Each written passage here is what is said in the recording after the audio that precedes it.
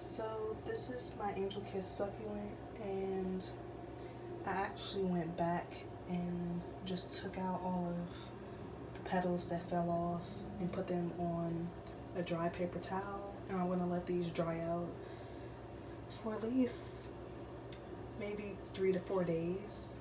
And then once the ends are not, as moist, and they've kind of got what they call calluses on the end, and they become dry, I will put them back in here the way that they were, in like a circle, and then they will grow buds supposedly within 3 to 4 weeks. So we will see and count the progress in days, and I'll try to record that process too. So in order for these to propagate or grow buds, you have to let them dry out, specifically this part right here, this end. Let them dry out and get calluses, and then once that happens, you are supposed to spritz the soil with some water and then kind of just place them like that part down in the soil, or you could place it on top of the soil. It really doesn't matter as long as this part is closest to the soil. And you will watch them grow for 3 to 4 weeks, for however long it may take. But seeing that this soil is already moist, and it tends to stay pretty moist for a good amount of time, I may not even have to spray it later, but this had already started budding before the petals fell off. So as you can see, like the middle section, there's a bud, and this bud kind of dried up, which is the darker leaf. But I just don't want to throw the entire plant away. Like, I'm kind of sucks that the leaves fell off, but I'm sure it's because I overwatered it, because the soil was still moist when I took it out, and it doesn't get a chance to drain. So hopefully putting the pebbles at the bottom will help drain the water from the actual soil now, and the soil won't stay as moist as it used to.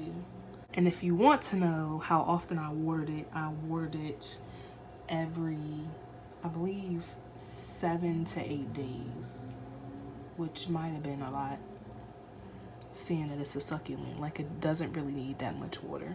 I think I was just overdoing it on the water. That's what it was.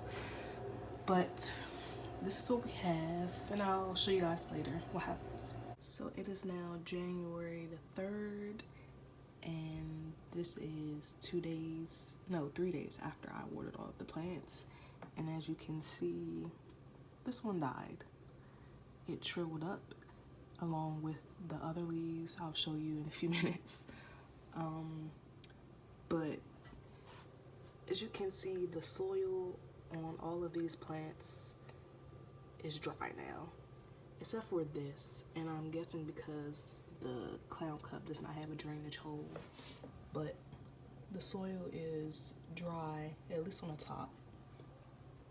It seems to be a little bit moist down towards the bottom, but it is definitely dry. The soil on all these plants are dry, and that just shows you how dry it gets in this apartment.